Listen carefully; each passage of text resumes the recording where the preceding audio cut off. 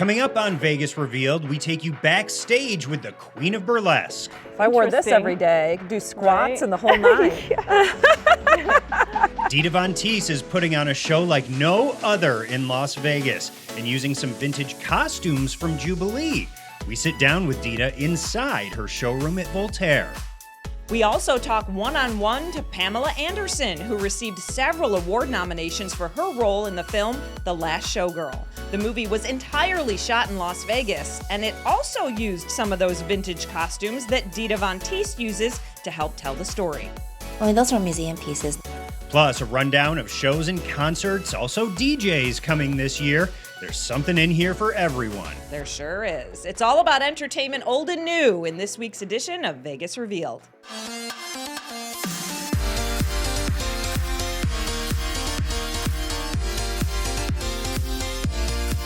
Vegas Revealed starts now.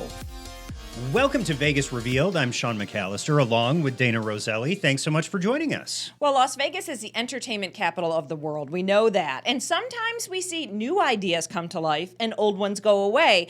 Often, though, we see a mix of both, old and new coming together. Yeah, that's the exciting thing about Las Vegas, right? Well, Dita Von Teese has been performing and perfecting the art of striptease since 1992. She's the biggest name in burlesque in the entire world since Gypsy Rose Lee, and she's credited with bringing the art form back into the spotlight with a new sense of elegance and sophistication. Yeah, we're lucky to have Dita performing regularly here in Las Vegas at the Venetian. She has a show at Voltaire. The showroom is stunning, and so is her performance. The costumes, the music, the burlesque art form with a touch of showgirl. Now, not a single word is spoken, but your ears and your eyes are in for a treat. Yeah, without a doubt. We went to see the show and absolutely loved it. So we said, you know what? We need to sit down and talk with Dita because we wanted to learn more about the art and what makes it so special.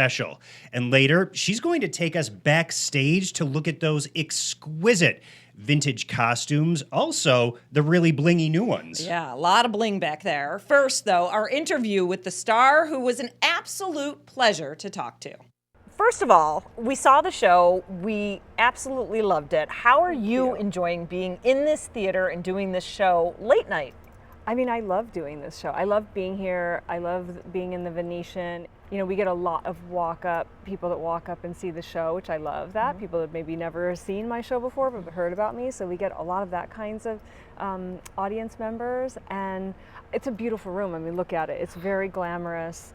It's probably the most intimate room I've ever done with my shows, because usually when I'm on tour I do like the big grand theaters, and so it's kind of fun to have the runway, which, you know, the runway was invented for burlesque in the 1930s, so it's kind of like, you know, full circle.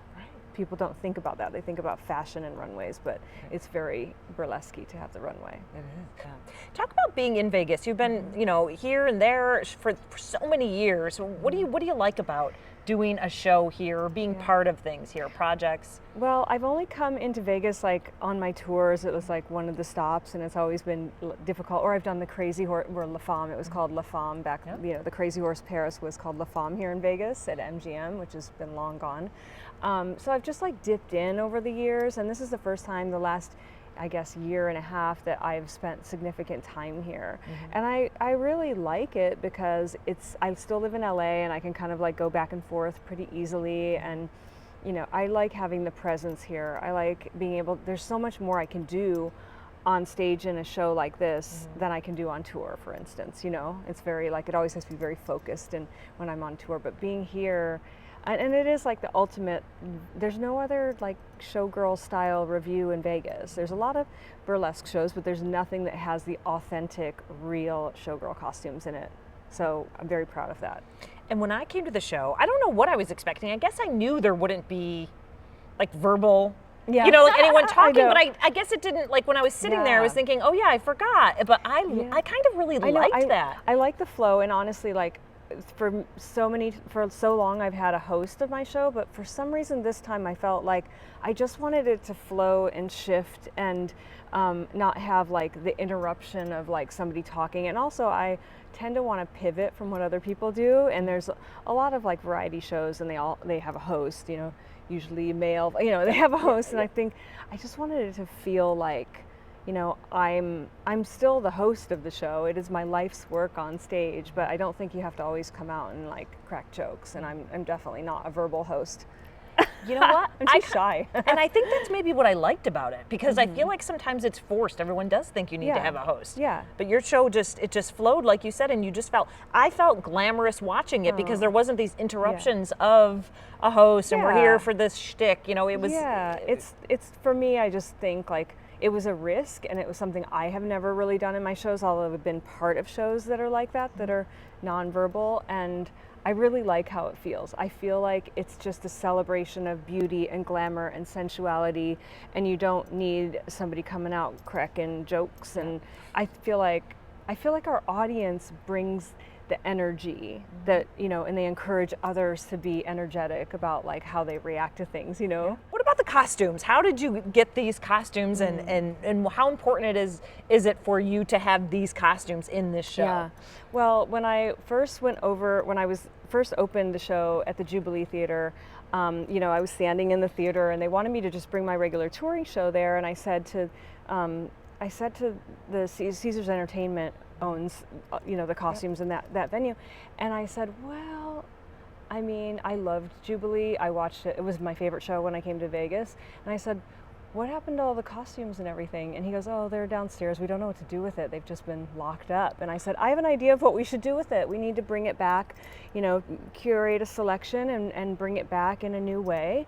Like I have showboys wearing the feathers as well, which, you know, it's a risque choice for some people, but I just felt like I wanted to update and merge what I do as a burlesque performer with a tribute to classic showgirl. I mean, it's not a classic showgirl review because certainly there were huge parameters, and respectfully, you know, showgirls are there's a huge point of difference between burlesque and what I do and showgirls, but I loved the idea of kind of modernizing the showgirl. So yeah, so it was, I'm very grateful to Caesars Entertainment for letting me use these costumes for the last, you know, year going on. And you'll see the costumes were made by Pete Menefee and Bob Mackie, and they were made for Jubilee, which ran for like 41 years almost, and I loved that show. So we have a big Bob Mackie finale. I just kind of curated a selection of those things, and they're so beautiful, and you know, there'll never really be a time again where people will spend that much money for feathers and rhinestones. You know, it's just like it's you know, when you read the stats about building those costumes or building a show like that, it was the equivalent of like the highest budget shows in Las Vegas were the showgirl reviews. So I don't know if it'll ever be like that again. Well, I was going to say, when I was watching your show, I thought, I've never seen this much sparkle. Like, you see sparkle, but like, it's some major sparkle in your show. I know. Well, it's so good. It is. I mean, I do pride myself in that. My costumes are at the Swarovski Museum in Austria, and you can notice some of the vintage costumes, and then when you see some of the things I wear, it hurts your eyes almost, because the cuts of the crystal, the Swarovski crystal, have evolved so much in the last 40 years since those vintage costumes were made. But you see the glitz, but then you go, whoa, the modern crystal is crazy. So yeah, I mean, I don't think anybody can out-glitz me in the whole world, actually, when it comes to costumes.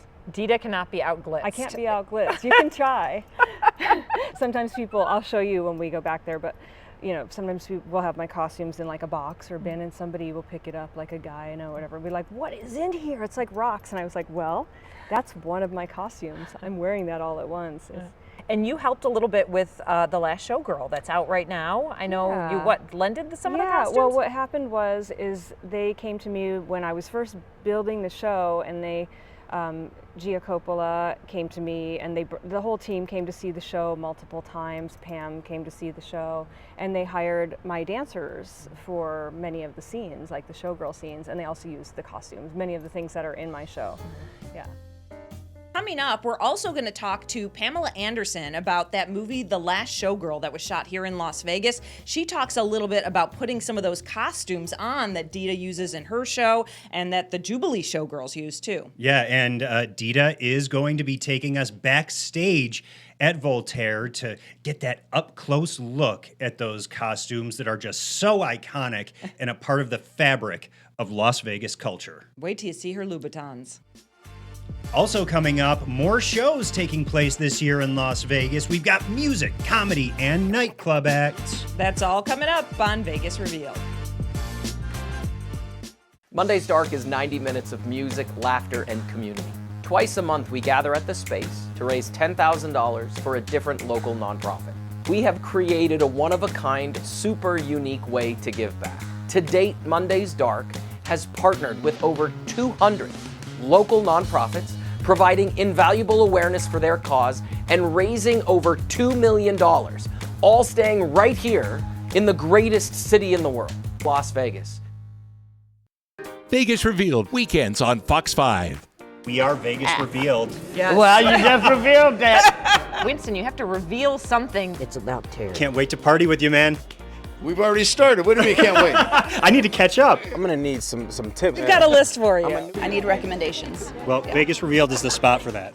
Is that an indicator we're getting Beyonce at the Sphere? No. I just threw that name out. I like that. Vegas Revealed, weekends on Fox 5.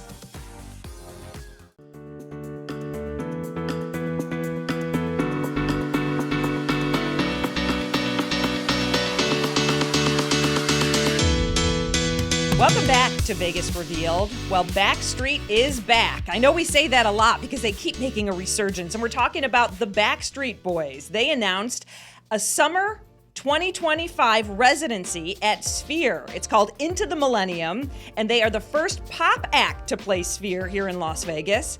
For now, the shows are scheduled in July, but you never know. They could always add more. Can't wait to see what they do with the inside of the Sphere. I know, and this is the boy band summer in Las Vegas. We have New Kids over at Park MGM, and now Backstreet Boys at Sphere, so it's going to be a good summer. I love all that music. Well, there is more music to like. Katy Perry had shows, you may remember, over at Resorts World for a while, and that show was great. Now she's doing a U.S. tour with a Las Vegas stop. The Vegas Golden Knights Vegas Viva, that's the dance team, helped announce the tour. Check out this video. That's pretty fun. It is. Perry will perform at T-Mobile Arena on May 17th. The tour supports her new album 143, but she will also perform all of her hits, don't worry, and there are a lot of them. Let's head over to Allegiant Stadium now. Fresh off of his Super Bowl performance, Kendrick Lamar is coming to Vegas. He and SZA will take over 19 stadiums across North America, including ours here in Las Vegas. That show is on May 31st over at Allegiant. The Weeknd is also coming to Allegiant Stadium. His show takes place over the summer.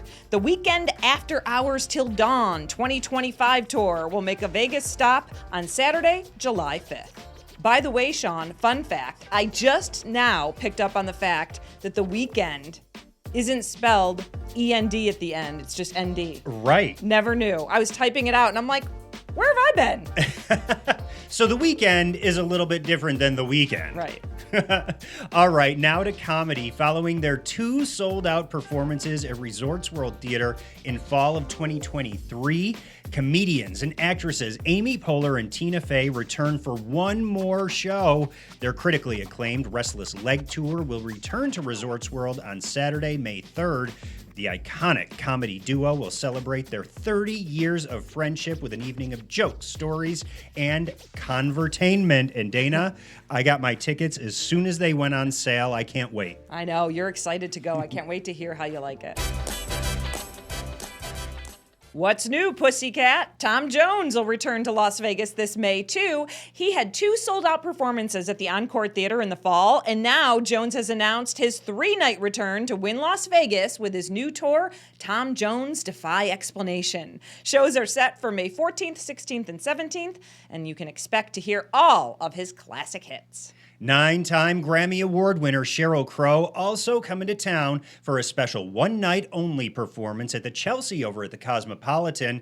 I saw her perform. She opened for Pink's Summer Carnival Tour the second time around, and she was fantastic. This new show is Saturday, June 7th. If you head over to see Sheryl Crow, you will not be disappointed. That's a lot of entertainment, and there's tons more. We definitely are the entertainment capital of the world. Still to come, more with burlesque star Dita Von Teese. We go backstage at Voltaire to look at her dazzling costumes. You will not want to miss this. Plus, a chat with Pamela Anderson about her role in the film The Last Showgirl. This movie used the famous Jubilee costumes, and it's getting rave reviews.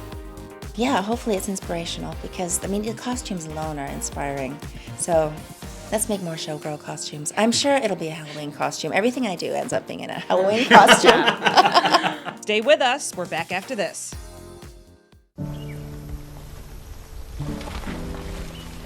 Sophia A., absent, because transportation was absent. Maria J., absent, because child care for siblings was absent. Julio M., absent, because housing was absent. Cole W. Darren L. Olivia H., absent. Absent. Absent. Absent. When communities and schools is present, 99% of our students are present and ready to learn. Vegas Revealed, weekends on Fox 5. Hey, now you are watching Vegas Revealed. If you didn't know that, I'm telling you, I'm Sammy Hagar. Shouts out to my homegirl, Vegas Revealed. Hey, what's up, guys? Mark Wahlberg here. You're watching Vegas Revealed. Debbie Gibson here, and I can't shake my love for Vegas Revealed. It's Lou Nell, the original bad girl of comedy. You're watching Vegas Revealed. Hi, I'm Rick Springfield, and you're watching Vegas Revealed. Hi guys, it's Gordon here. You're watching Vegas Revealed. Vegas Revealed, weekends on Fox 5. Check it out. Woo!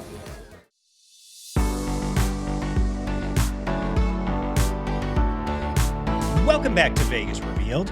The Last Showgirl is a movie that a lot of people across the country have connected with, especially Dayna here in Las Vegas. Yeah, it's about a middle-aged showgirl played by Pamela Anderson. The show she has starred in for most of her career is being shut down, and she's forced to face life away from the stage. Anderson was here in Las Vegas at the Beverly Theater to screen the film before it was released across the country. Yeah, and we were there too. We spoke with Pamela about the film, and she really pointed out that the reason the film is so authentic is because it was entirely filmed in Las Vegas, and also because of the original costumes.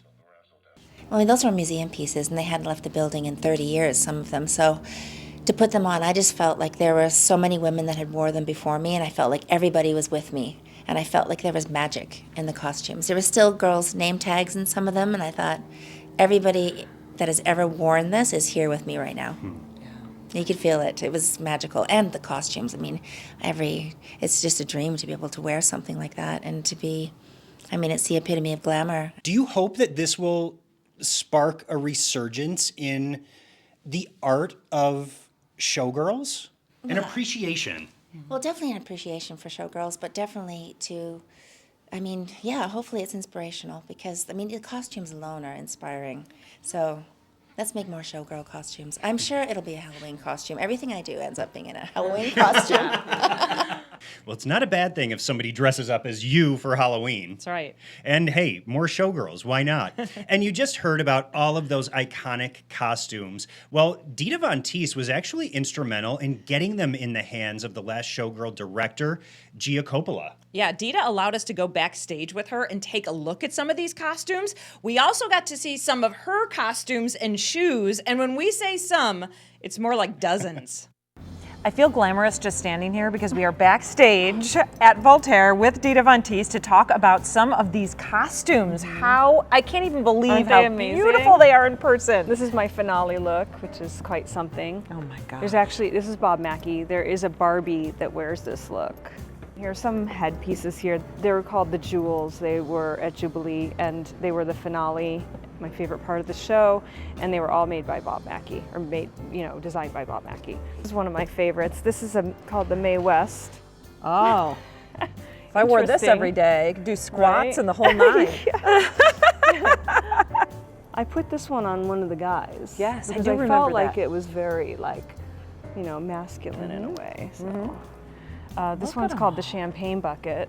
The Champagne Bucket, perfect. Always I love with that the they have built- names too. Yes, they all have names. And this one you kind of can see the Bob Mackie, you know, the Cher influence, you know. And this is my quick change. So this has all of the costumes that I wear. This is for the opening look, and everyone wears these showgirl pieces. These are by Pete Menefee, and you can see them also in the Last Showgirl film. This is my finale headdress, which is very beautiful, Bob Mackie, this one. Beautiful. So these are all my shoes from the show. They're all Louboutin and all specially custom made for the show. These are my Tiger Tamer boots. And so I'll usually go to Paris and we do lots of fittings to get it just right. I have my signature heel, which is a little bit more curved than the normal heel. I have two pairs of these actually. One is super high, and then these are the more reasonable height here with the spurs, which are the most dangerous part in the show is this right here. How many Louboutins are in your entire collection? I have no idea. I always say, I'm busy counting my blessings. I don't have time to count shoes. But yeah, I have a lot. He's a very close friend of mine, so he's been making shoes for me for the last like 25 years. Here's my bra. Here, tell me if you've ever held a bra this heavy in your life before. No. See how my arm just fell? Yeah. That is a heavy bra. You know, I couldn't have been a showgirl. Too short, you know, not good enough high kicks, you know. Can't follow choreography like that complicated showgirl choreography. So I feel like I just made a space for myself, and I think that that's one of the reasons that burlesque is so embraced, is that it's become a space of inclusivity and empowerment, and I feel like that's something that has been kind of missing. And you know, yes, like striptease has been around a long time, but I think we just needed to see it in a different light and be reminded of its history in America. Okay, well that was my quick change. Now I'm gonna go do a little quick change myself, so I'm gonna have to say goodbye. While showgirls were once an entertainment attraction on the Strip, DJs are now. But who's playing here in 2025? We have some residency news for you coming up next on Vegas Reveal.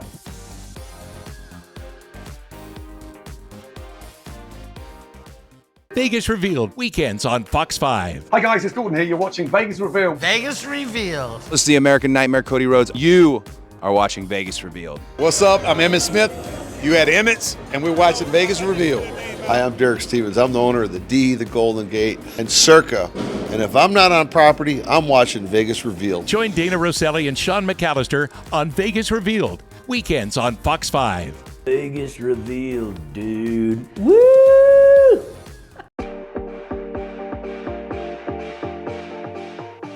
Welcome back. Well, check this out, and I hope you're ready to experience this. This is the Palm Tree Club at MGM Grand. It's opening just in time for pool season.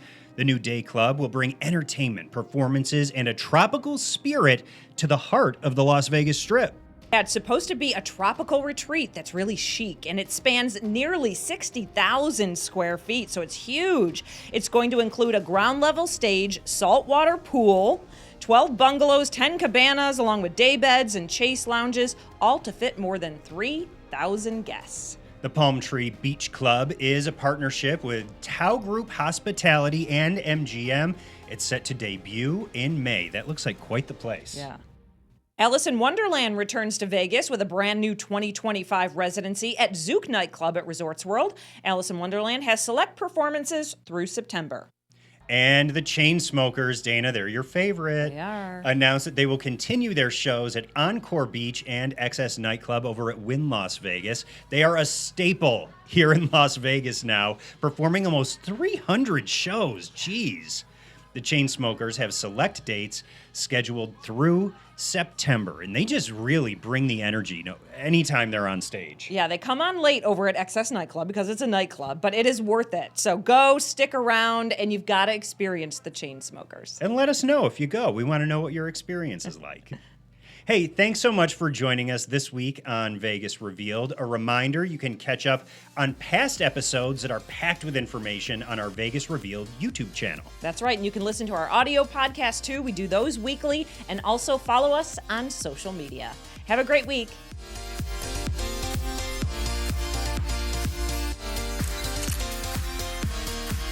Never miss an episode of Vegas Revealed. Set your DVR to record new episodes now. Stay on top of Las Vegas entertainment news, travel trends, buzzworthy interviews, and insider tips. Set your DVR to record Vegas Revealed and never miss an episode. Vegas Revealed, weekends on Fox 5.